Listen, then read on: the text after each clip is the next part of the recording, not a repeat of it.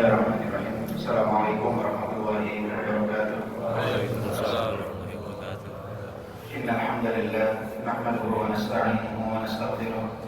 Sesungguhnya segala puji adalah milik Allah Subhanahu wa taala. Kepada Allah lah kita memuji, memohon pertolongan dan memohon ampunan. Wa na'udzu billahi min syururi anfusina wa sayyiati a'malina. Dan kita berlindung kepada Allah dari kejahatan jiwa dan keburukan amal perbuatan kita. Man yahdihillahu fala mudilla lahu wa man yudlil fala hadiya lahu. Siapa yang Allah Subhanahu wa taala berikan hidayah, tidak ada yang dapat menyesatkannya, dan siapa yang disesatkan tidak ada yang dapat memberi hidayah baginya. Wa asyhadu an la ilaha illallah rabbi wahdahu la syarika lah wa asyhadu anna Muhammadan abduhu wa rasuluh. Dan kita bersaksi tidak ada yang berhak disembah selain Allah. Allah adalah Rabb kita, Zat yang Maha Esa, tiada sekutu baginya. Dan kita bersaksi bahwa Nabi Muhammad adalah hamba dan utusan Allah. Ya ayyuhalladzina amanu taqullaha haqqa tuqatih wa la tamutunna illa wa antum muslimun. Wahai orang-orang yang beriman, bertakwalah kepada Allah Subhanahu wa taala dengan sebenar-benarnya takwa, dan janganlah kalian wafat kecuali dalam keadaan Islam. Ya ayyuhan nas taqu rabbakum. Wahai sekalian manusia, bertakwalah kepada Rabb kalian. Alladzi khalaqakum min nafsin wahidah wa khalaqa minha zawjaha wa batha minhuma rijalan katsiran wa nisaa. Yang telah menciptakan kalian dari jiwa yang satu, yang darinya Allah berikan pasangan, kemudian dari keduanya Allah karuniakan keturunan yang banyak, laki-laki dan wanita. Wattaqullaha alladzi tasaaluna bihi wal arham. Bertakwalah kepada Allah yang kalian saling meminta dengan menyebut namanya, dan peliharalah silaturahim. Innallaha kana 'alaikum raqiba. Sesungguhnya Allah Subhanahu wa taala Maha mengawasi atas diri kalian. Ya ayyuhalladzina amanu taqullaha wa qulu qawlan sadida. Wahai orang-orang yang beriman, bertakwalah kepada Allah dan berkatalah perkataan yang benar. Yuslih lakum a'malakum wa yaghfir lakum dzunubakum. Niscaya dengannya Allah akan perbaiki amalan kalian, dan Allah akan mengampuni dosa-dosa kalian. Wa may yuti'illaha wa rasulahu faqad faza fawzan 'azima. Siapa yang taat kepada Allah dan Rasulnya, maka sungguh dia telah mendapatkan kemenangan yang besar. Amma ba'du.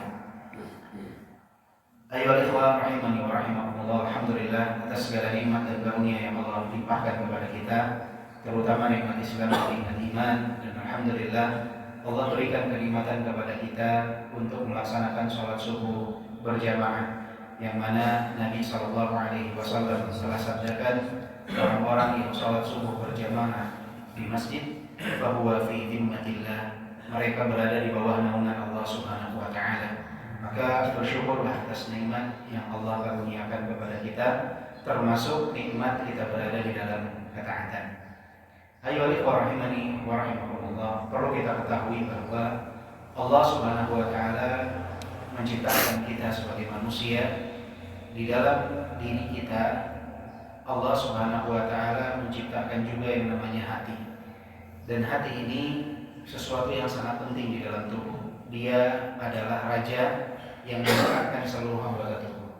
Di saat hati seseorang baik, maka dirinya akan dibawa kepada kebaikan. Di saat hati seseorang sakit, maka banyak keburukan yang akan dia lakukan. Dan di saat hati seseorang mati, maka itu musibah bagi dia di dunia dan di akhirat. Maka seseorang hendaknya berusaha untuk menjaga hati ini agar tidak sakit apalagi mati. Dan sebab-sebab matinya hati itu amat sangat banyak sekali. Pernah ada sekelompok orang mendatangi Ibrahim bin Adham rahimahullah. Kemudian mereka mengeluh bahwa mereka berdoa kepada Allah Subhanahu wa taala, akan tetapi doa mereka tidak kunjung diijabah. Mereka mengatakan, ya Aba Ishaq, ma lana nad'u wa la yustajabu lana. Wahai Abu Ishaq Ibrahim bin Adham, kenapa kita berdoa kepada Allah tetapi doa kita selalu tidak diijabah? Apa sebabnya? Maka Ibrahim bin Adham mengatakan, li'annakum tad'un Allah biqulubin matat li asyri khisal. Kalian doanya tidak diijabah dikarenakan kalian berdoa kepada Allah dengan hati yang mati. Dan sebab matinya hati itu ada 10 perkara.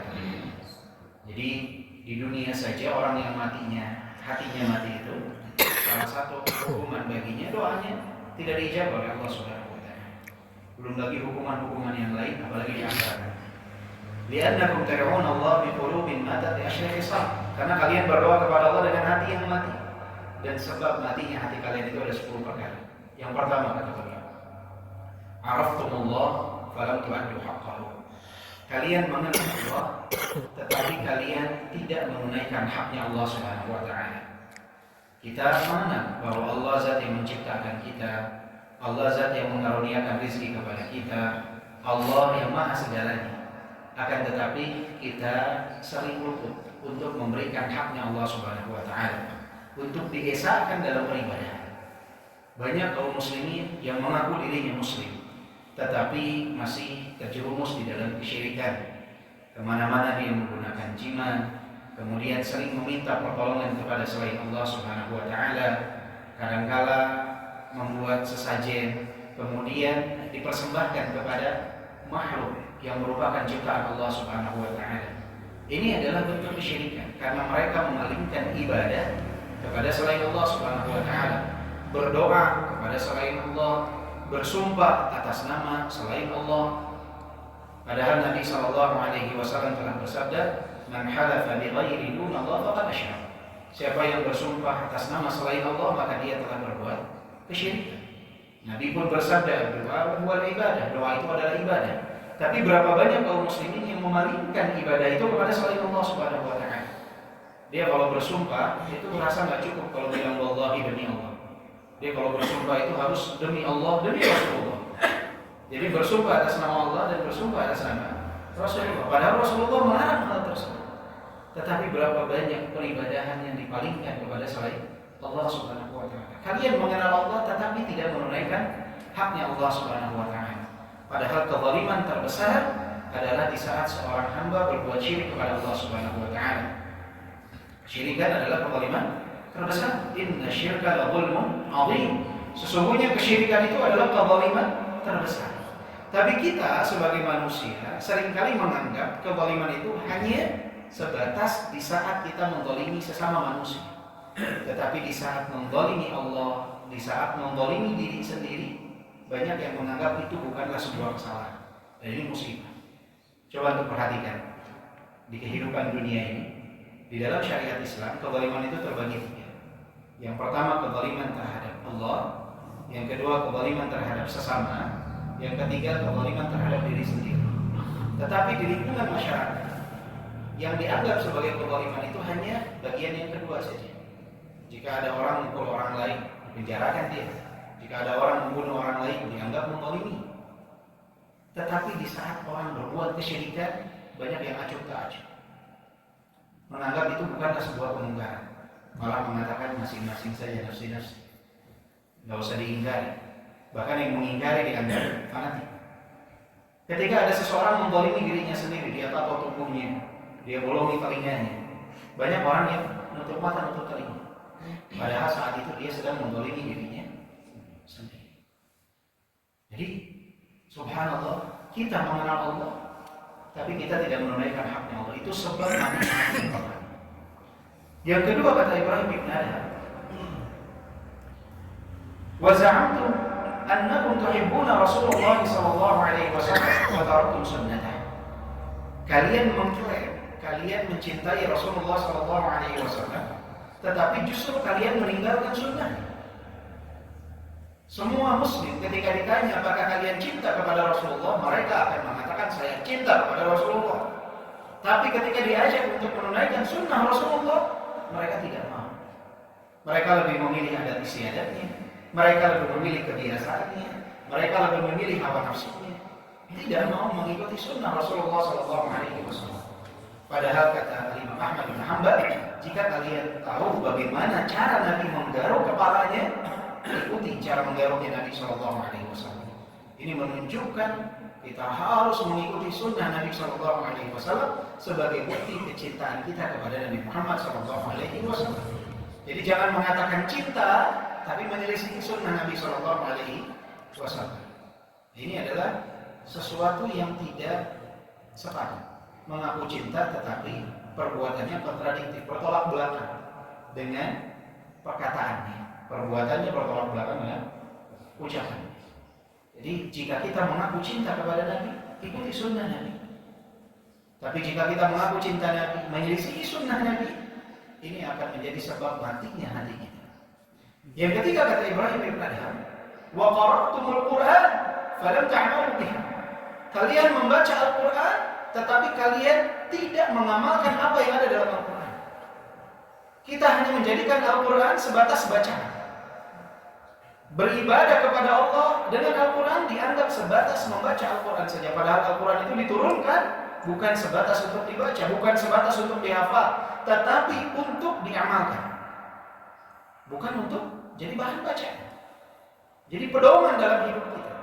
Kenapa hidup kita banyak yang carut marut? Karena kita tidak jadikan Al-Quran sebagai pedoman dalam hidup kita. Yang harusnya ke kanan kita tarik ke kiri, yang harusnya ke kiri kita tarik ke kanan. Nggak mau mengikuti Al-Quran. Jadi hanya dijadikan sebagai bahan bacaan saja. Tidak beribadah kepada Allah dengan mengamalkannya. Dan ini adalah sebab matinya hati.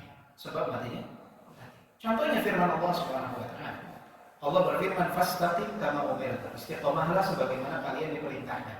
Berapa banyak di antara kaum muslimin yang ketika dia ingin beristiqomah di jalan Allah tidak mau sebagaimana yang Allah perintahkan, dia pengennya sebagaimana yang dia inginkan.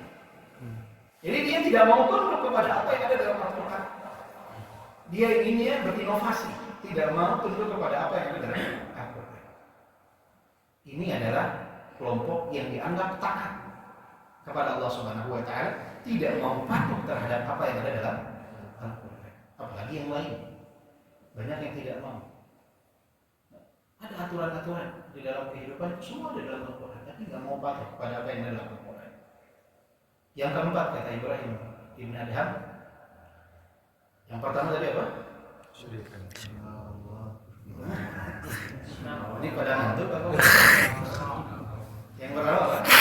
Kalian mengenal Allah tetapi tidak menunaikan haknya. Tidak menunaikan haknya. Yang kedua, Mengaku mencintai Rasulullah SAW, kalian tapi tidak mengaku mencintai Nabi Sallallahu Alaihi Wasallam tetapi tidak menjalankan sunnahnya. tidak menjalankan sunnahnya. Yang ketiga, Membaca Al-Quran, tidak mengamalkannya. kalian membaca apa? Al-Quran, Al-Quran tetapi Tidak mengamalkan.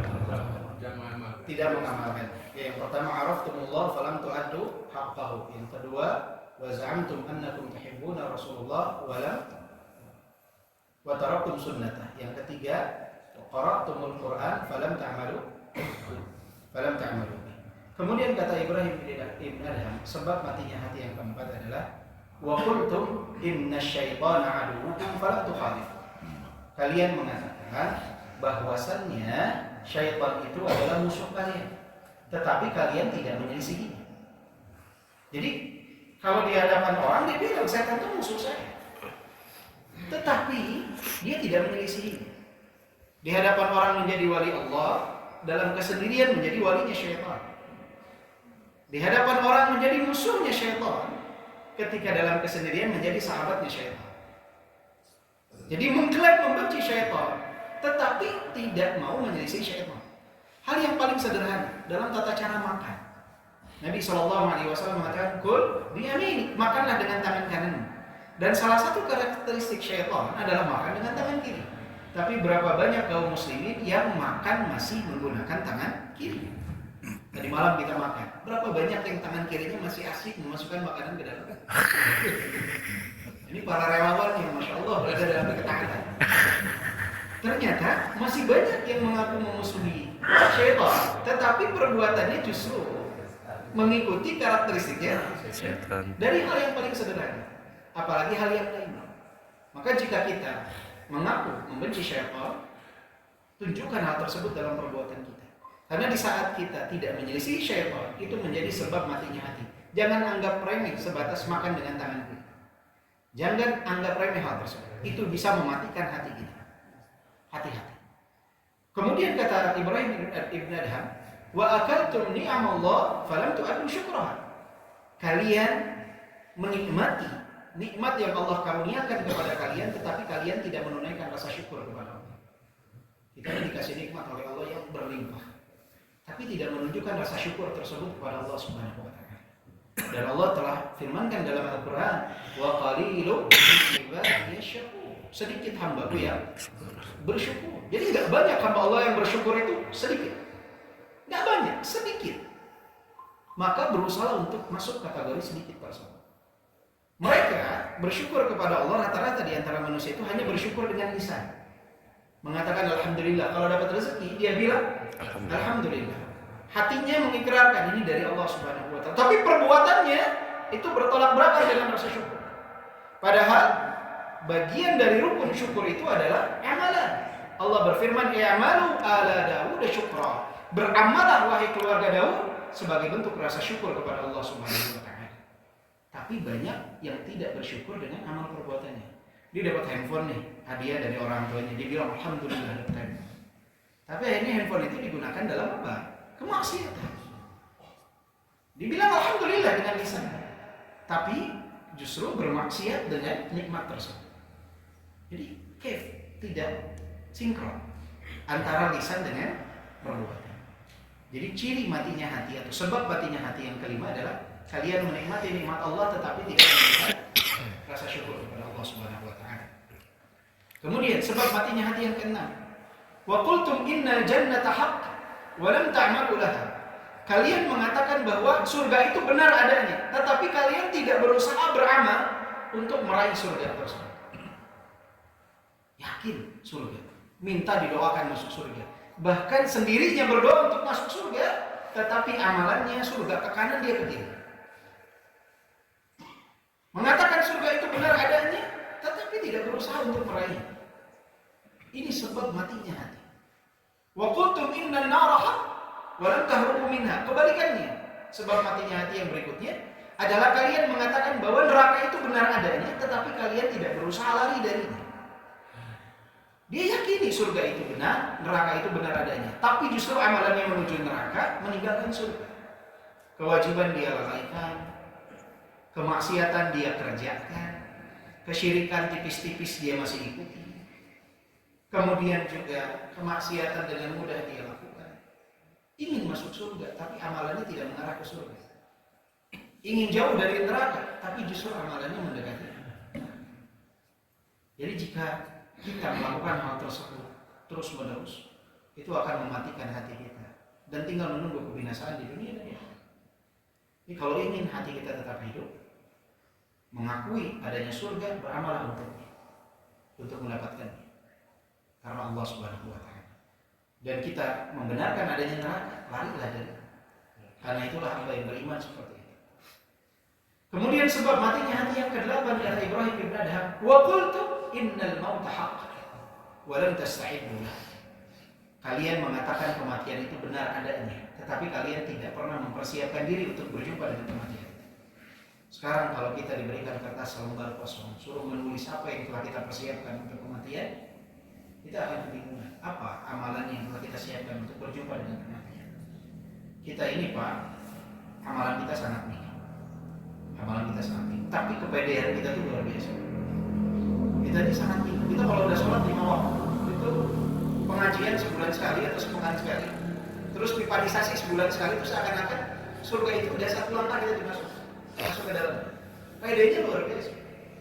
Padahal zaman dahulu, zaman para sahabat, orang sholat 5 waktu itu standar minimum keislaman. Kita sekarang menjadi standar kesolehan orang sholat 5 waktu. Coba, pernah nemu masjid penuh seperti ini sholat subuh? Orang yang sholat subuh di masjid itu udah jadi standar, Pak. Di saat ini udah jadi standar kesolehan. Zaman dahulu standar minimum keislaman. Yang nggak sholat di masjid laki-laki dianggap sebagai orang munafik. Orang yang tidak berangkat ke masjid laki-laki di waktu sholat isya dan sholat subuh dianggap sebagai munafik. Di zaman sekarang jadi standar kesolehan. Jadi kepedean kita tuh luar biasa. Persiapan kita berjumpa dengan kematian itu ini.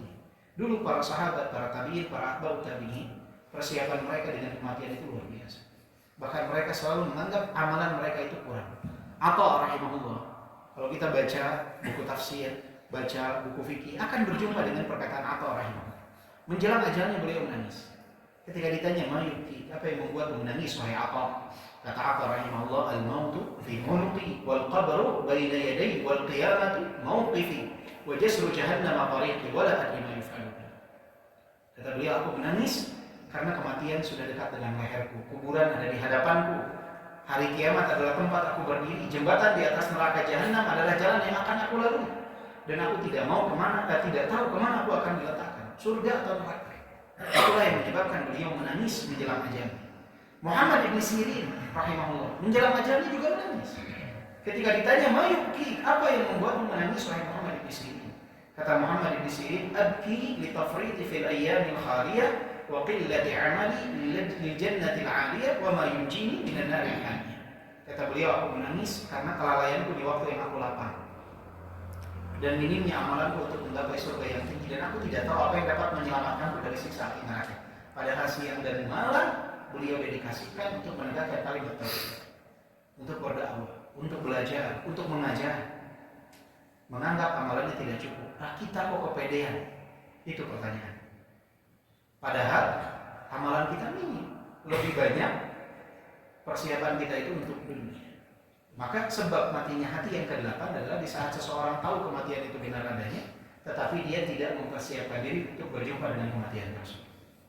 Kemudian sebab matinya hati yang ke-9, kata Ibrahim bin Adham, "Washtaghaltu bi uyubin nas wa nasitum muhibbakum." Kalian terlalu tersibukkan dengan aib orang lain sampai lupa dengan aib diri sendiri. Kalau ngumpul sama orang yang berbicara